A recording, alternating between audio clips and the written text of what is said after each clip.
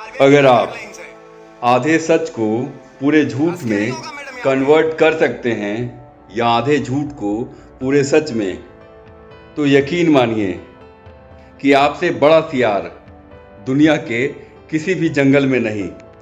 Sorry, बात आपकी नहीं कर रहा था, बात उन पत्रकारों की कर रहा था जो बिना तथ्य को जाने समझे, परखे, वेरीफाई किए और दोनों पहलू को बिना देखे वो वीडियोज बना देते हैं, वायरल कर देते हैं, व्यूज के गेम में उतर जाते हैं। हाँ, मैं बात यूपी के महिला बैंककर्मी की कर रहा हूँ, जिसके लंच टाइम वाले वीडियो को लेकर के पूरे हिंदुस्तान में ट्रोल करने का प्रयास मोबाइल मीडिया कर्मी कर रहे हैं।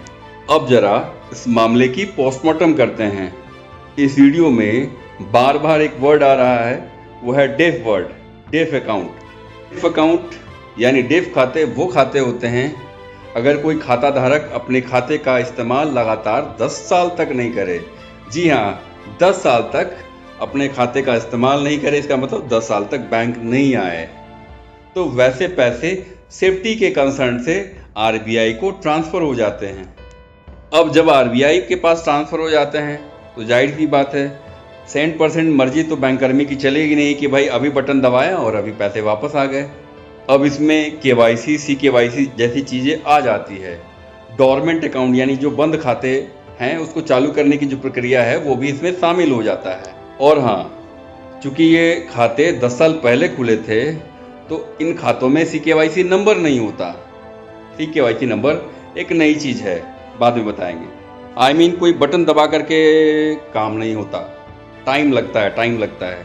सारे प्रोसेस करने के बाद खाते में पैसे आ जाते हैं। ये किसी एक स्टाफ की इंडिविजुअल यानी अकेले की जिम्मेदारी नहीं है, ये सब की सारे सिस्टम की एक ज्वाइंट रिस्पॉन्सिबिलिटी है, ज्वाइंट जिम्मेदारी है, सामूहिक जिम्मेदारी है। या गूगल करके देख लो, जैसे ये बल्ब खराब हुई तो मैं नया बल्ब खरीद के ला सकता हूँ, लेकिन अगर ये लाइट चली गई तो मैं कुछ नहीं कर सकता। तो 7 से 10 दिन नॉर्मल टाइम है डेफ अकाउंट से पैसे वापस आने के लिए। हाँ, वीडियो में 7 दिन की बात हो रही थी, समझे ना, 7 से 10 दिन। खाते 10 साल से बंद थे और इसे चालू करवाने की कोई प्लानिंग नहीं थी, कोई इच्छा नहीं थी। अब ख्याल आया तो थोड़ा तो टाइम लगेगा। हिंदुस्तान में रोज लाखों मरीज इलाज के लिए अस्पताल जाते हैं। क्या हॉस्पिटल में डॉक्टर्स, नर्सेस, ये रोज का काम है उनका, खाना नहीं खाते? ना, नहीं खाते वो, तो फिर तो सालों भर भूखे रहते हैं दिल में। बहुत सारे दफ्तर हैं और बहुत सारे उदाहरण भी, खैर छोड़िए। अब बात करते हैं लंच टाइम की।